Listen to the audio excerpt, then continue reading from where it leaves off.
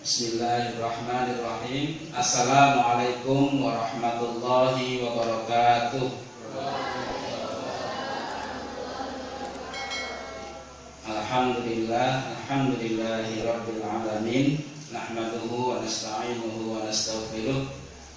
Wa na'udzu billahi min syururi anfusina wa min sayyiati a'malina. May yahdihillahu fala mudilla lahu wa may yudlil fala hadiya lahu. Asyhadu an la ilaha illallah wahdahu la syarika lah wa asyhadu anna Muhammadan abduhu wa rasuluh. Allahumma shalli wa sallim wa barik ala nabiyyina Muhammadin wa ala alihi wa ashabihi wa man tabi'ahum ila yaumiddin. Amma ba'du. Bapak dan saudara sekalian serta santri pondok pesantren Tahfidzul Quran, namanya apa? Atmo Wahyono. Semuanya saja rahimahumullah yang dimuliakan Allah Subhanahu wa taala. Mari kita kembali mengawali kajian kita pada malam hari ini dengan bersama-sama baca bacaan basmalah. Bismillahirrahmanirrahim. Kita iringi dengan niat lillahi ta'ala, semoga Allah merupakan nur cahayanya, kita diberi pengetahuan, ilmu, sehingga bisa untuk memperteguh iman dan takwa kita kepada Allah Subhanahu wa taala. Ada beberapa hal yang akan saya sampaikan pada kesempatan kajian kali ini, kajian Korp Muballigh Muhammadiyah atau KMM, pimpinan cabang Muhammadiyah baru, pada kesempatan malam hari ini. Yang tidak saya duga ternyata lebih banyak peserta dari santri putri, tidak mengapa. Ini semoga bisa menambah pengetahuan dan juga bekal kelak ketika nanti sudah selesai tuntas dalam menuntut ilmu di pondok pesantren Tahfidzul Quran ini. Kalau tadi disebutkan Sacar Wiji bahwa materi tentang akhlak, ya sedikit-sedikit lah tentang akhlak. Tetapi juga ada beberapa hal, karena yang di hadapan saya adalah, atau dalam benak saya, karena judulnya kajian rutin yang diselenggarakan oleh KMM, ya saya menyesuaikan juga. Dan perlu juga saya sampaikan beberapa hal. Barangkali pernah juga dikaji atau ditelaah atau menjadi bahan pengajian beberapa waktu sebelumnya. Saya awali, jadi kita sudah mengetahui bersama, Islam itu adalah risalah yang dibawa oleh Nabi Muhammad SAW, di mana secara umum itu dimaksudkan sebagai pedoman hidup. Sekali lagi, Islam itu dibawa oleh Nabi Muhammad secara umum dipakai sebagai pedoman hidup dan kehidupan. Kemudian apa tujuan akhirnya? Tujuan akhirnya adalah terwujudnya rahmatan lil alamin. Wa ma arsalnaka illa rahmatan lil alamin. Kalau dihitung sudah 1400 tahun lebih risalah ini sudah sempurna dibawa oleh Nabiullah Muhammad SAW. Dan alhamdulillah kita patut bersyukur kita menjadi umatnya, menjadi kaum muslimin yang berpedoman kepada risalah yang ditinggalkan oleh beliau, warisan beliau, yaitu Al-Quran dan Sunnah, di mana Al-Quran terutama ini tidak pernah berubah. Ya, sejak dulu Al-Quran ya seperti itu, tidak kurang tidak lebih.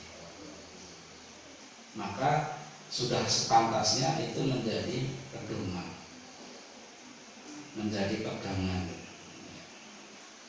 Adapun rahmatan lil alamin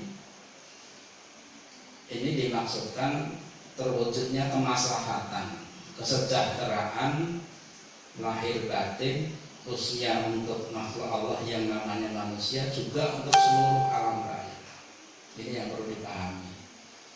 Jadi Islam hadir itu tidak hanya untuk umat manusia, tetapi untuk seluruh alam raya ciptaan Allah Subhanahu wa Ta'ala. Artinya apa? Ketika kita sudah menjadi Muhammadiyah, ini kan ada iyahnya itu menunjukkan bahwa kita itu umat Nabi Muhammad, ya tentunya harus turut mewujudkan kemaslahatan dalam hidup dan kehidupan.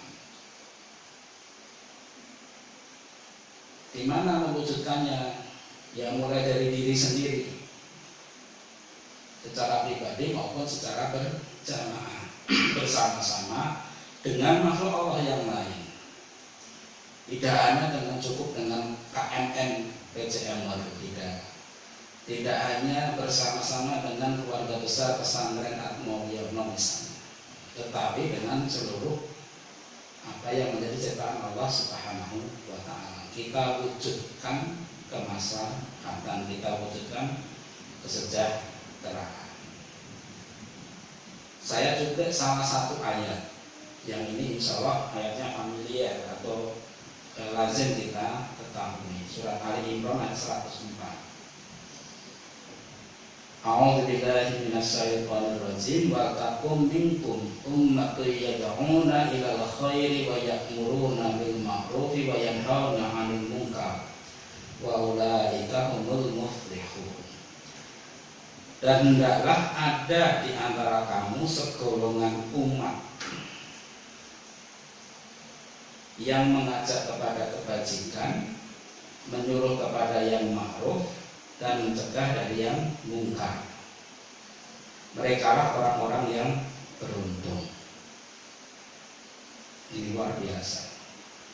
Atau bisa dibalik, kalau kita ingin beruntung dunia akhirat selaku umat Nabi Muhammad, selaku umat Islam, tentunya harus menjadi bagian dari orang-orang yang selalu berbuat kebajikan, selalu mengajak kepada yang ma'ruf, sekaligus mencegah atau menghindari yang mungkar. Kalau kita telah lebih lanjut, ada kata-kata di sini minkum wal takum minkum. Berarti sebagian saja Pak ya yang berkewajiban itu. Berarti ada yang tidak diwajibkan. Padahal tadi sudah sepakat Al-Quran itu menjadi pedoman semuanya, semua umat Nabi Muhammad. Memang ketika dikaji dalam tafsir, satu kalimat dalam bahasa Arab satu kalimat, kalau dalam bahasa Indonesia satu kata, minkum itu ternyata ada beberapa penafsiran. Ada yang secara istilahnya harfiah atau lugas seperti itu, minkum ya sebagian. Tetapi beberapa mufasir menjelaskan ini memiliki dua makna.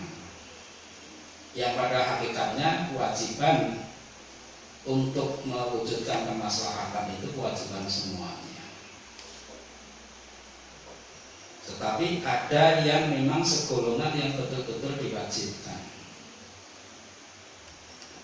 Siapa? Ya para ulama misalnya. Sementara para umat punya kewajiban untuk mendukung ulama tersebut. Kalau itu terkait dengan hal-hal yang bersifat kebutuhan duniawiah misalnya, ada para pakar ahli di bidang teknologi, di bidang politik dan sebagainya. Selama itu dalam koridor kemaslahatan, maka kita selaku umat Nabi Muhammad wajib hukumnya untuk mendukung, memberi dukungan apapun bentuknya sesuai dengan keberadaan kita, sesuai dengan kapasitas kita. Selaku misalnya di pimpinan cabang Muhammadiyah menjadi ketua, yang menjadi ketua bagaimana menjadi ketua, menjadi anggota pengurus bagaimana menempatkan melaksanakan tugas-tugasnya. Sebagai santri tugasnya menuntut ilmu, itu sudah dikatakan mendukung dan insya Allah secara tidak langsung mewujudkan kemaslahatan.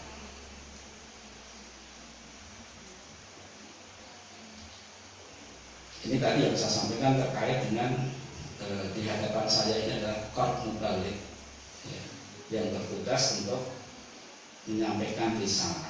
Maka saya cuplikan juga salah satu hadis Rasulullah SAW.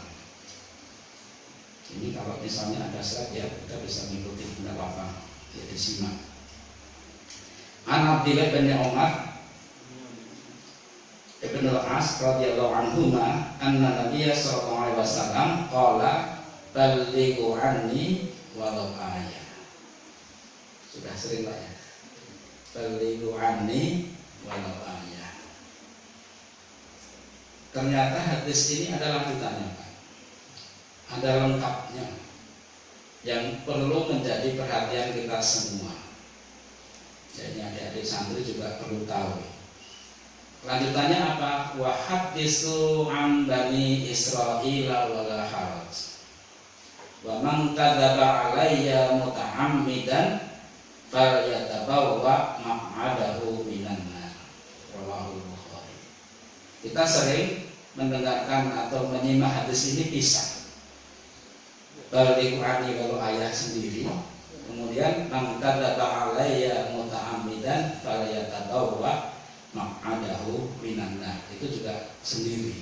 Padahal ini satu kesatuan dalam satu kesatuan riwayat, satu matan hadis. Yang artinya dari Abdillah bin Umar Ibn Amr Ibn As radhiyallahu anhu, sesungguhnya Nabi Muhammad SAW bersabda, sampaikanlah dariku walau hanya satu ayat. Berkisahlah tentang Bani Israel dan tidak apa-apa. Ini contoh saja. Sampaikan data tentang Bani Israel saja tidak masalah untuk iktibar kita. Diteruskan, barang siapa berdusta atas namaku, maka bersiaplah mendapatkan kursinya dari api neraka. Falyatabawwa maq'adahu minan nar. Na'udzubillah min dzalik. Dari sini sekarang dari satu ayat, setiap satu ayat tadi surat Al-Imran 104 dan hadis ini, maka perlu menjadi perhatian kita bahwa ketika melakukan, mengimplementasikan atau melaksanakan ballighu anni walau ayah, itu harus disertai dengan istilah saya itu pertama komitmen. Komitmen itu apa ya? Ya, kesungguhan dengan penuh kesadaran bahwa kita itu adalah umat Nabi Muhammad. Tadi saya sampaikan bisa menempatkan pada kelompok masing-masing, terlebih bagi para dai, para mubaligh punya tanggung jawab penuh bahwa harus hati-hati, harus punya profesionalitas, istilah saya harus profesional sebagai mubaligh. Tidak menerjemahkan ballighu anni walau ayah itu betul-betul hanya menyampaikan satu ayat, tidak. Seterusnya ini kan ada. Jangan sampai ya, satu ayat saja jangan sampai kita itu berdusta atas nama Nabi Muhammad. Tapi kita harus betul-betul hati-hati. Nanti akan kita kaitkan dengan beberapa hal, apa yang ada di hadapan kita dan bagaimana yang harus kita lakukan. Sampai pada hal ini, maka ada yang membagi beberapa cara metode dalam kita membawa turut menyebarluaskan risalah Islam, risalah yang dibawa Nabi Muhammad SAW sesuai dengan porsi dan kapasitas masing-masing. Kalau kita ingat surat At-Taubah ayat 221 kalau tidak salah ya.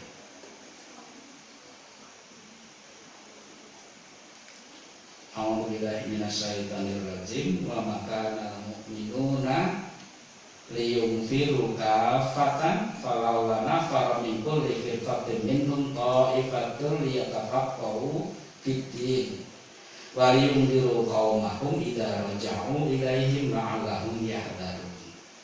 Ayat ini sesungguhnya ayat teguran. Kepada siapa? Kepada umat Nabi Muhammad waktu Nabi Muhammad hidup. Jadi Allah itu mencela umat Nabi Muhammad yang tidak mau ikut berperang. Berperang dalam arti menyebarluaskan risalah Islam dalam rangka mendukung dakwah Rasulullah SAW, dalam rangka membela atas serangan-serangan dari kelompok-kelompok yang tidak suka dengan Islam. Akhirnya apa? Semuanya pengen ikut berperang waktu itu. Kita tahu ada dua jenis perang, istilah perang saat itu atau jihad waktu itu. Ada yang disebut dengan syariah, ada yang disebut ghazwah. Kalau syariah itu adalah peperangan di mana Rasulullah SAW tidak ikut berperang. Jadi yang berperang panglimanya para sahabat. Nah kalau ghazwah itu ketika peperangan yang memimpin langsung komandannya adalah Nabi Muhammad SAW. Maka ketika pada peristiwa-peristiwa atau pada peperangan jenis syariah ini ada perintah ayat 122 atau 122. Jadi jangan sampai semuanya pergi berperang. Harus ada yang tafakuh fiddin. Dengan siapa? Dengan Rasulullah SAW yang memang sedang tidak berangkat mengikuti peperangan. Ini luar biasa metode Rasulullah. Tetapi ketika ghazwah semuanya ikut. Karena apa? Sumber Islamnya pergi perang, dia harus diikuti. Maknanya apa? Bapak dan saudara sekalian, dari ayat 104 tadi kita singgung sedikit, ada keterkaitan ayat yaitu surat At-Taubah ayat 122, kemudian ada hadis yang di dalamnya itu adalah perintah kita untuk balik atau untuk mendakwahkan risalah Islam ini. Maka ada beberapa hal yang menjadi perhatian kita. Yang pertama, harus ada yang memang ahli, yang tafakuh fiddin, yang betul-betul bisa menjadi rujukan, bisa menjadi penyampai risalah Islam. Tentu ada sebagian golongan yang kelasnya berbeda, kemampuannya berbeda, tapi sama punya kewajiban. Maka ini sifatnya nanti gerakannya apa yang dilakukan adalah mendukung apa yang dilakukan para mubalik istilahnya, mendukung apa yang dilakukan para dai. Sekalipun misalnya hanya menyediakan kendaraannya, mengisong nyopiri ustaz, yai, atau mungkin hanya yang bisa buat kewetan tok. Ada yang hanya menyajikan materi konsumsinya saja. Memang harus seperti itu. Harus diorganisir, harus ditata. Bagiannya masing-masing. Kan tentu dakwah itu tidak hanya di desa, tetapi juga dengan pilihan. Alhamdulillah seperti cabang baru sudah punya 3 pondok dua pondok pesantren, punya amal usaha yang lain. Itu kan dakwah. Ada yang hanya ikut bangun jadi tukang batunya. Jangan dikira itu tidak mengikuti tadi ayat-ayat dan hadis tadi. Ikut semuanya di sini. Maka ini baru menjadi perhatian kita sehingga ini turut mengajak supaya Islam itu betul-betul nanti semakin maju atau berkemajuan, harus ditata sedemikian rupa, harus diorganisir sedemikian rupa supaya apa? Ya betul-betul maslahat kehidupan itu.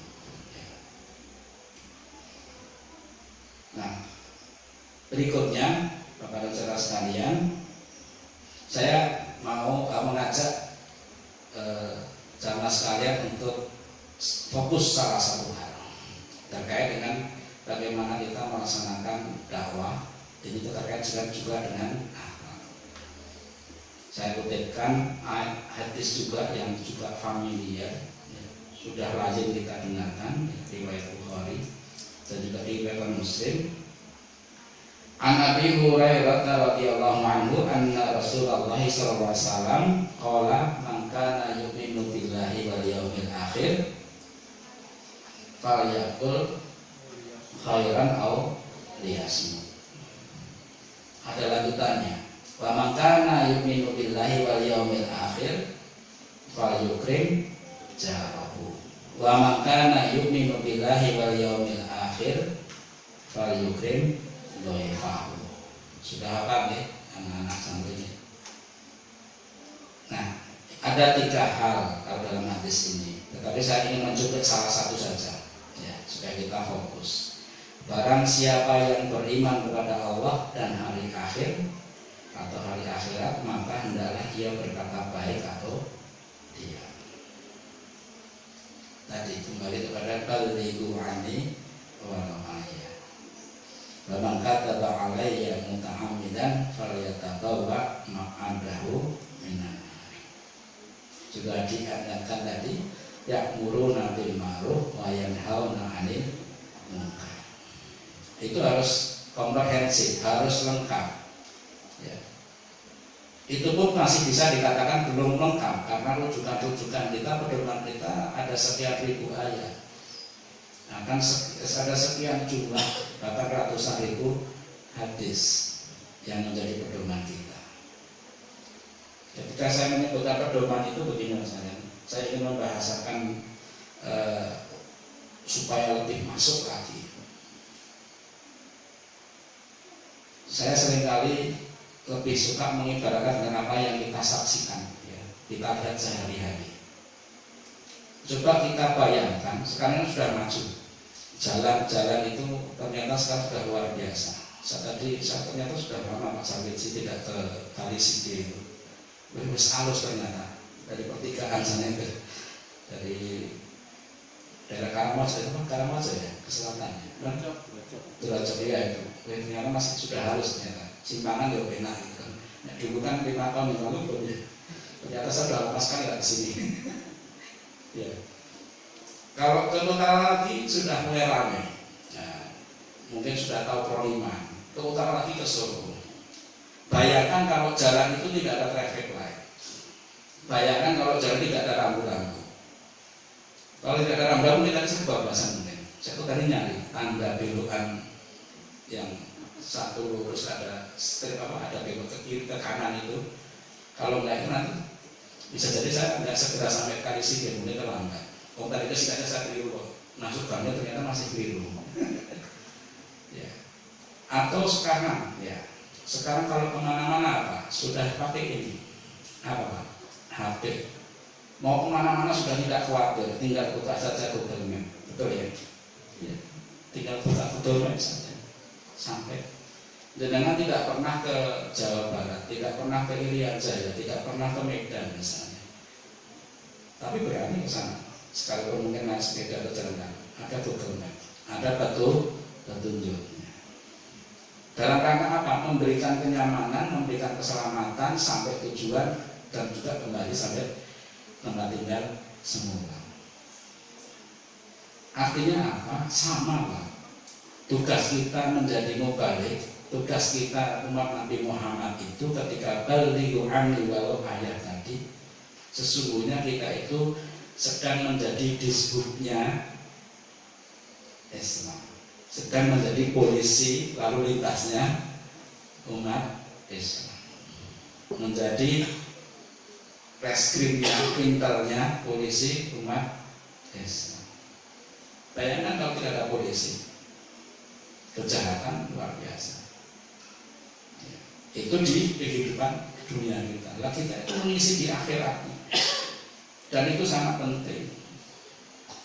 Ini yang seringkali atau yang sedang ada di hadapan kita, PR besar bagi kita umat Islam. kula aturi besok. Data paling akhir atau kita patut bersyukur ini putra putri kita nyantri di pondok insya Allah aman. Di luar Pak, berita terbaru jumlahnya luar biasa di Sukoharjo. Sudah ada kurang lebih 600 sekian orang positif HIV AIDS di Sukoharjo. 41 orang di antaranya adalah usia sekolah. Usia sekolahnya Pak, Masya Allah, SMP sudah kena AIDS, sudah kena HIV positif. Kemudian jangan dikira Sukoharjo ini betul-betul makmur. Narkoba luar biasa. Itu terkait dengan kehidupan sebagian kehidupan sosial. Kebetulan saya di Sukoharjo, jadi teman di kantor itu bersama Pak Sukasno. Setiap tahun menyelenggarakan yang namanya bimbingan perkawinan. Dalam rangka apa? Memberikan Google Map tadi kepada siapa? Calon pengantin. Supaya apa? Supaya bisa mewujudkan keluarga yang sakinah, mawaddah, warahmah. Saya cerita sedikit. Mungkin Pak Kasno juga nanti bisa bercerita lebih lanjut. Yang baru bisa ikut bimbingan itu Bapak sekalian, itu baru 200 sampai 300 pasang orang, berarti 150 sampai 200 pasang setahun. Padahal yang nikah di Sukoharjo itu ada 6.500 pasang. Yang bisa ikut hanya sebagian kecil.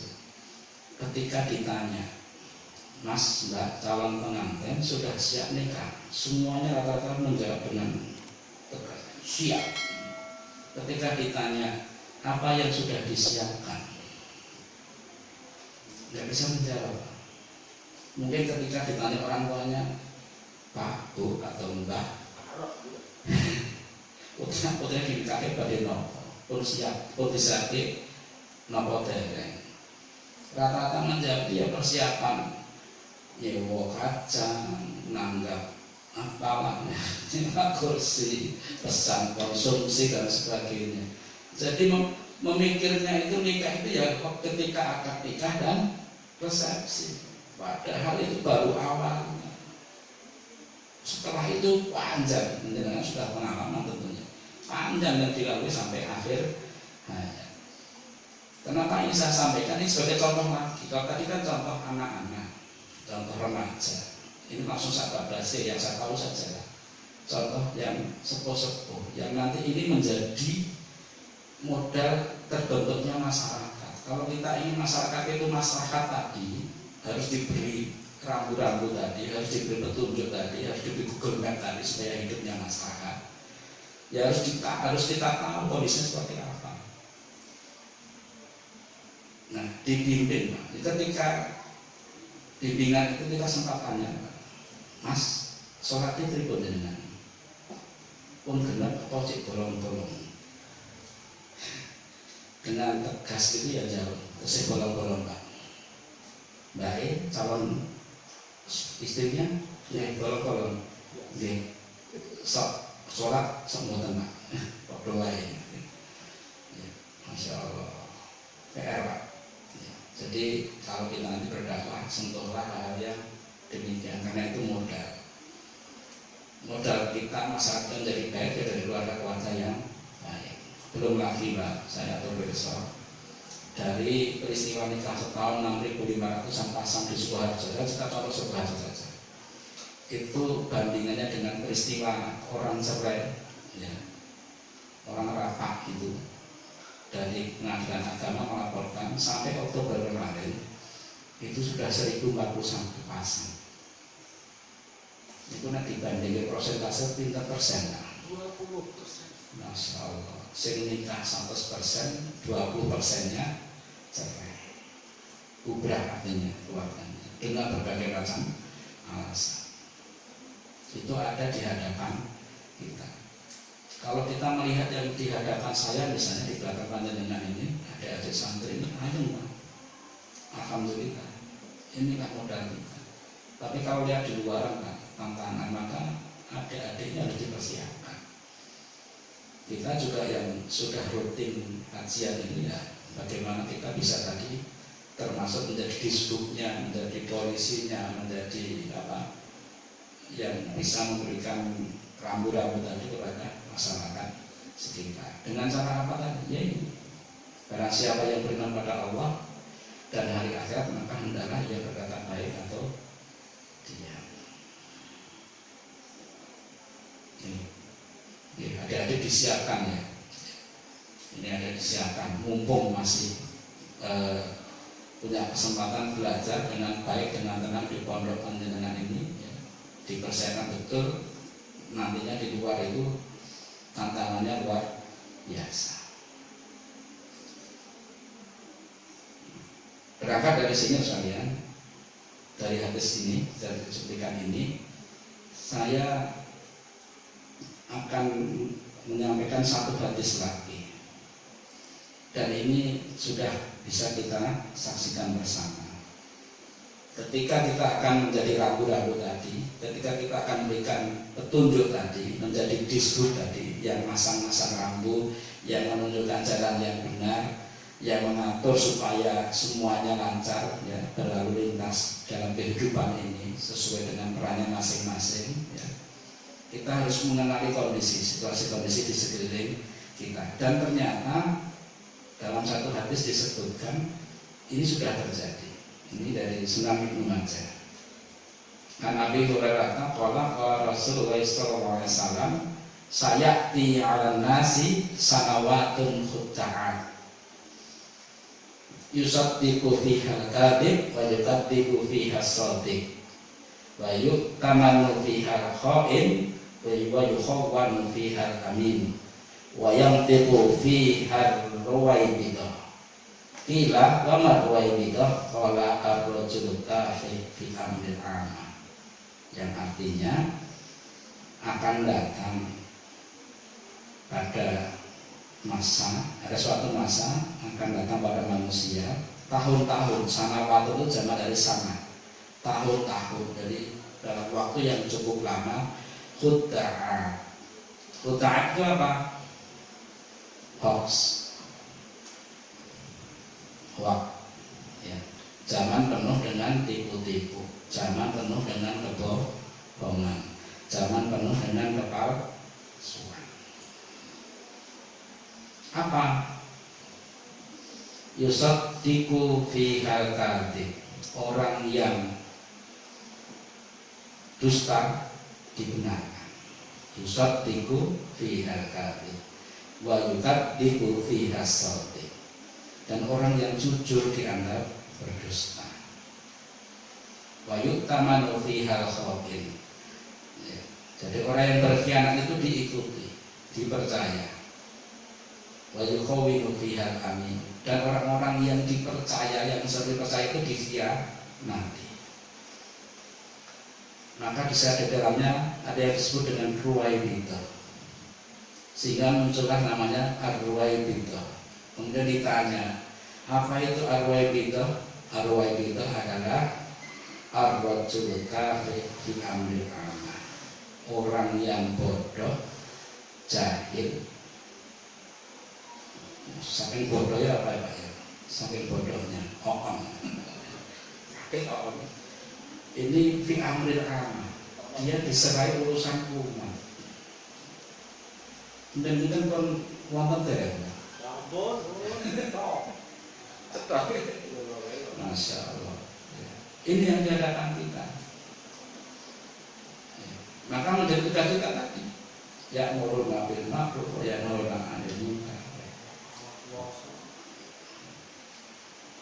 Ya, kalau kurang puasa Pak ya, semoga kita tidak terlalu iman lah. Mengisah nyingkir halangan di jalan. Ya, kadang-kadang kita terjemahkan menyingkirkan halangan di jalannya, ono pring melintang disingkir ke. Buatan Pak, Dengan praktik sekarang dewi ini tunggalin mengalami ya, kita berlaku supaya tidak merugikan orang lain sebenarnya. Ya, tidak mesti menyingkirkan barang di jalan, maknanya lebih dari itu. Orang yang nabrak lampu merah itu senekat wes abang nekat bablas ya, itu merintangi jalan sampai menimbulkan celaka. Ya. Ini kan jangan saya mencelakakan orang lain. Nah, pertanyaannya, kenapa ini sampai terjadi kan?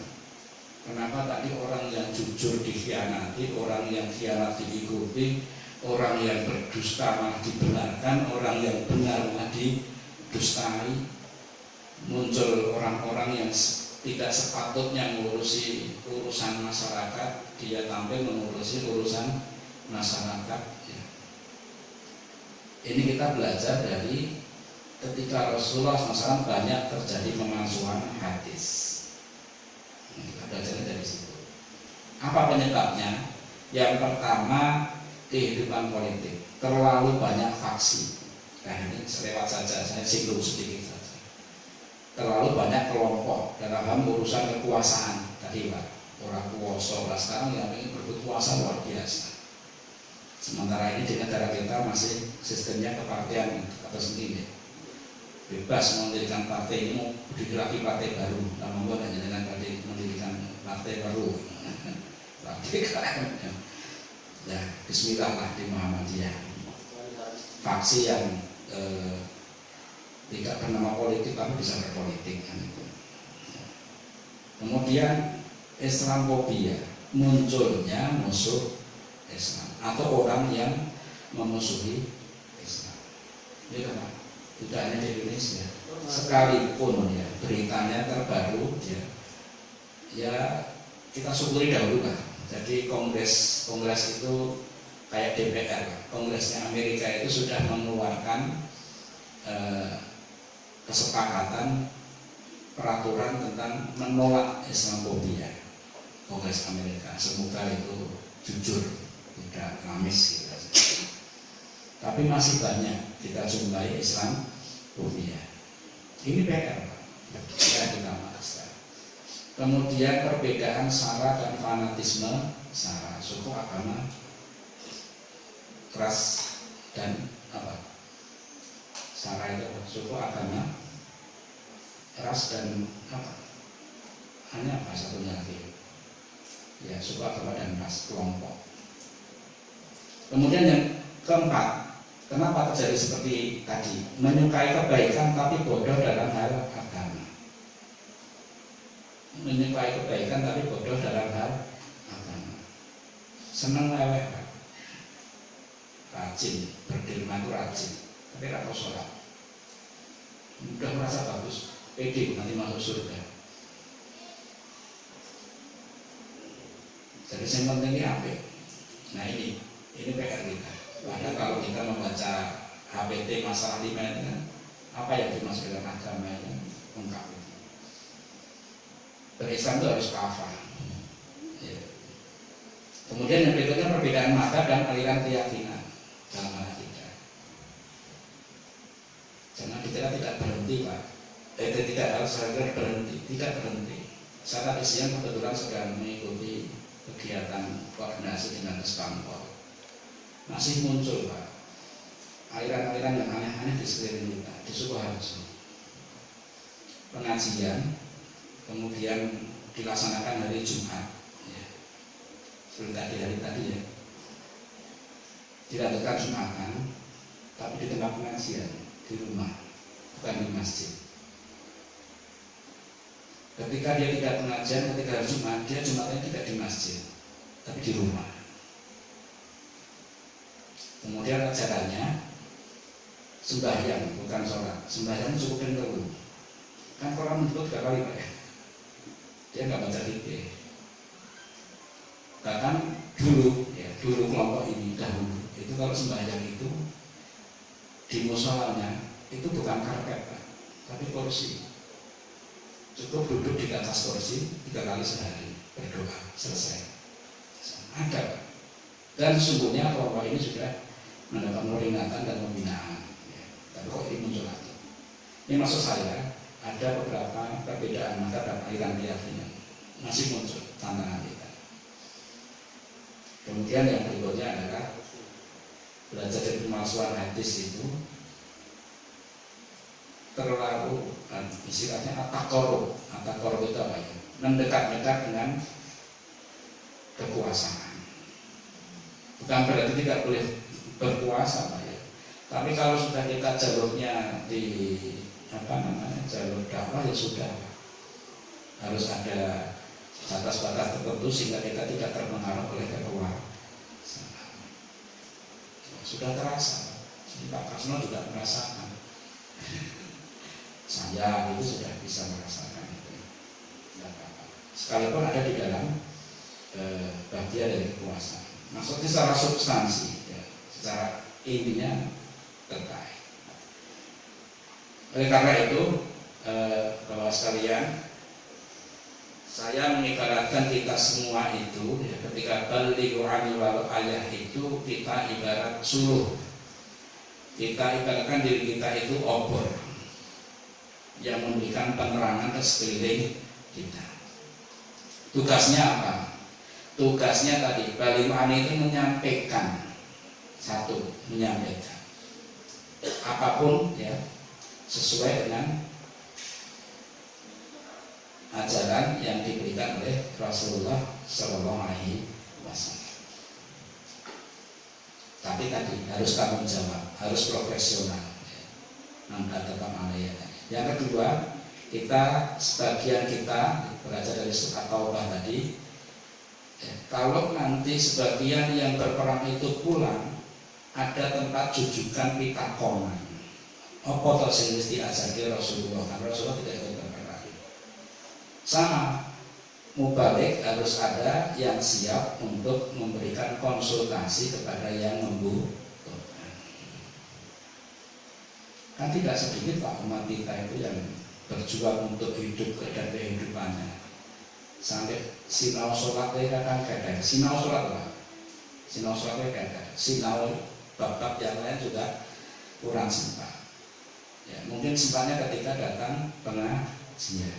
Nah, disitulah kita harus bisa berperan menjadi konsultan. Konsultan itu bisa pasif, bisa aktif.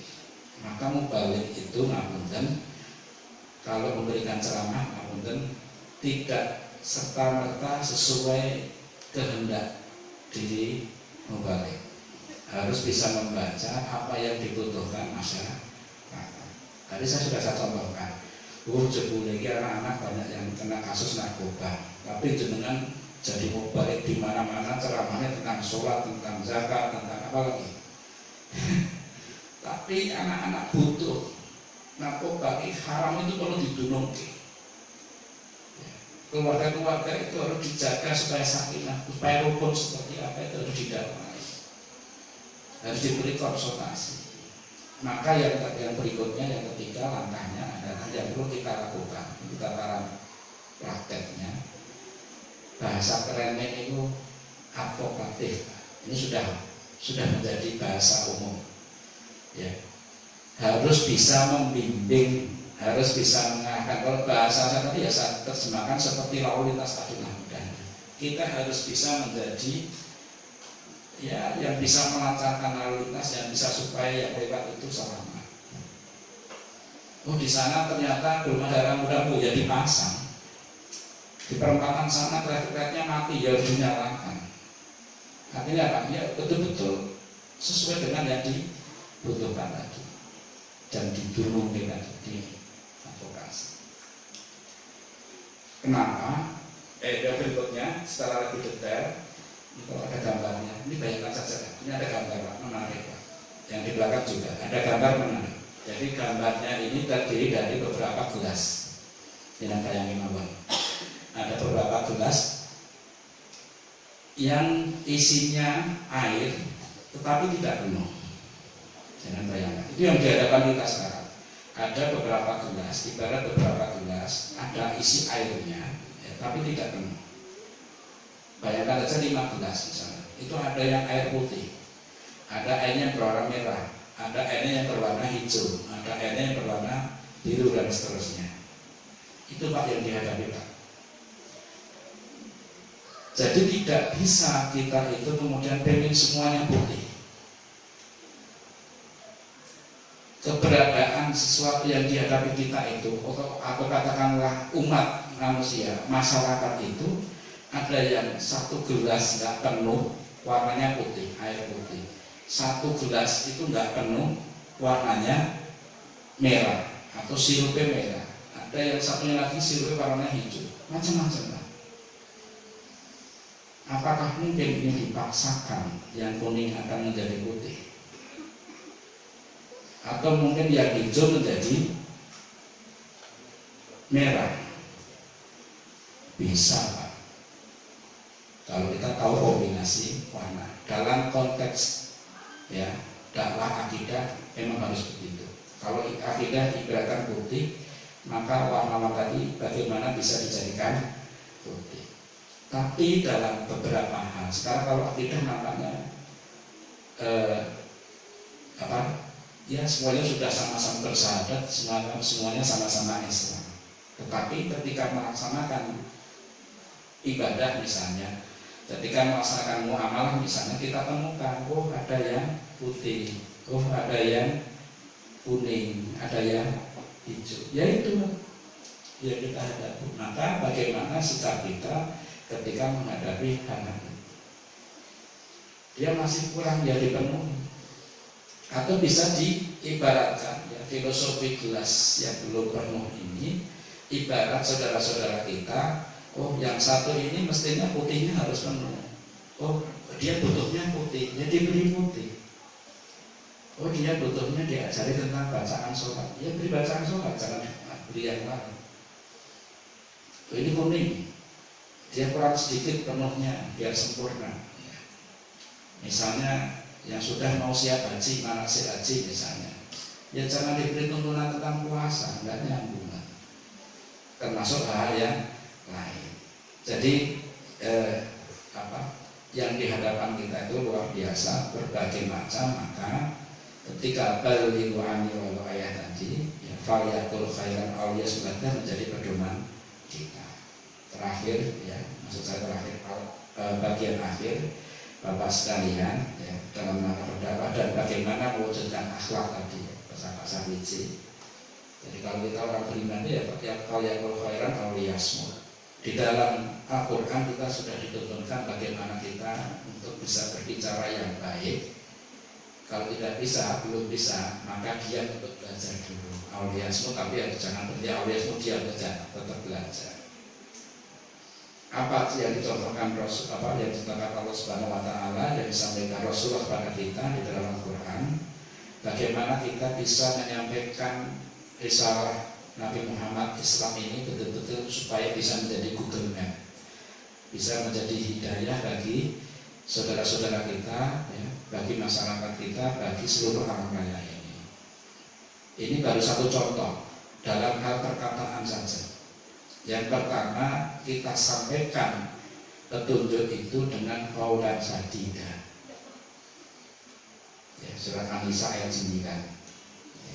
Wal yahsal ladzi law taraku min khalfihim dzurriyyatan dhi'afan khafu 'alaihim falyattaqullaha wal yaqulu qaulan sadida. Apa maksudnya? Sesuai dengan kebenaran, tidak mengandung kebohongan, itu qaulan sadida. Kalau menyampaikan itu sesuai dengan kebenaran dan tidak ada unsur kebohongan. Yang kedua qaulan baligh. Qaulan baligh itu apa? Sebagaimana surat An-Nisa ayat 63. Perkataan yang berbekas pada jiwa. Ya. Kalau kita yang sudah hampir semua sudah bisa berkendara Pak ya, sudah bisa mengendarai kendaraan bermotor nih dengan tabungan SIM, punya ketika cari SIM ujian SIM ya Pak ya. Kira-kira jawabannya benar buatan jawab soal SIM nih rata-rata diluluske, bukan lulus tapi diluluske. Nah kita tidak ingin dakwah kita itu ya pokoknya dianggap wis iso padahal ora iso. maka harus balik membekas pada jiwa. Kita ngajari sholat ya supaya tidak sekedar gerakannya, biar timbul kesadaran bahwa sholat itu menjadi kewajiban, sholat itu menjadi kebutuhan. Yang berikutnya qala maisuro. Nah ini betul-betul cara-cara kita menyampaikan pada yang mata'u ya, yang kita dakwai. Qala maisuro apa? Perkataan yang ringan. Nanti dicek di surat Al-Isra ayat 28. Jadi ucapan yang ringan, ucapan yang pantas ya. Apa ya? Boten ngeden-ngedeni, tidak menjadikan berat, menyenangkan dan sebagainya. Ya. Belum nanti ditakut-takuti, nanti yang kita dakwai bagaimana? Monggo nanti ini yang sesuai dengan apa yang kita hadapi tadi. Oh ini yang kuning, yang butuhnya dikasih warna kuning lagi biar penuh kuningnya. Ya, jangan sampai nanti malah dicampur aduk menjadi hitam. Yang keempat, qaulan lajinan, perkataan yang lemah lembut. Faqula lahu qaulan lajinan la'allahu yatadzakkaru aw yakhsha. Maka berbicara kamu berdua kepadanya dengan kata-kata yang lemah lembut, mudah-mudahan ia ingat atau takut. Ini biasanya kita sampaikan kepada ya sudah biasa pengajian, ya sudah biasa ketemu kita dengan di masjid berjamaah misalnya. Ya, kita kalau di masjid dibentak-bentak ya nggak tepat. Ya. Ajakannya beda. Ya. Ini metode. Yang berikutnya kita juga harus mapan ya, dengan keberadaan kita di depan masyarakat. Kita harus bisa memahami yang namanya qaulan maisu, qaulan karimah, perkataan yang mulia yang diiringi dengan rasa hormat, ya, mengagungkan. Ini penting ya. Supaya dakwah kita ya bisa diterima. Berbeda ketika kita mengajari Quran kepada anak-anak di TPG dengan mengajari membaca Quran kepada TKA, taman kakek-kakek. Mbah-mbah berbeda ya. Coba gambarannya begitu ya, dengan dia memuliakan, dihormati.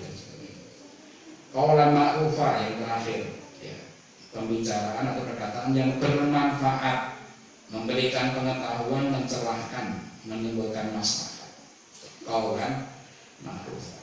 Maka di Muhammadiyah itu dikenal pendekatan yang namanya bayani, burhani dan irfani. Ketika berdakwah juga demikian, sampaikan ayat-ayat secara bayani, hadis-hadisnya, dan jangan ditinggalkan burhani, ilmunya, pengetahuan yang terkait di dalamnya. Maka di Masjid Tajid sudah ada keputusan tentang fikih air, fikih lingkungan, fikih kebencanaan, fikih korupsi. Itu dalam rangka apa? Qaulan ma'rufan tadi, bayaninya jelas, kemudian burhaninya juga. Nah kemudian tidak ketinggalan irfan, disampaikan hikmah-hikmah yang ada di dalam. Demikian Bapak dan adik santri yang saya hormati, yang bisa saya sampaikan pada malam hari ini. Saya coba mengkolaborasi antara kewajiban kita untuk berdakwah. Sedikit saya rangkumkan ulang ya. Semuanya punya kewajiban untuk mendakwahkan risalah Nabi Muhammad SAW ini dengan sesuai porsi masing-masing. Harus secara sungguh-sungguh profesional. Ya, profesional itu harus ya teratur, bisa diorganisir dengan baik. Dan tadi kita sampaikan salah satu contoh ya dari sekian apa yang harus kita lakukan ketika kita berdakwah, menyampaikan dengan lisan, dengan berbagai macam cara berkomunikasi sesuai dengan apa yang dituntutkan oleh Rasulullah, sebagaimana termasuk di dalam Al-Quran. Ada qaulan balighan, ada qaulan maisura, qaulan layinan, ada qaulan ma'rufah, qaulan karimah dan sebagainya. Semoga ini bermanfaat, dan bila belum lengkap monggo nanti dikaji lebih lanjut masing-masing. Demikian, mohon maaf atas segala kekurangan. Assalamualaikum warahmatullahi wabarakatuh.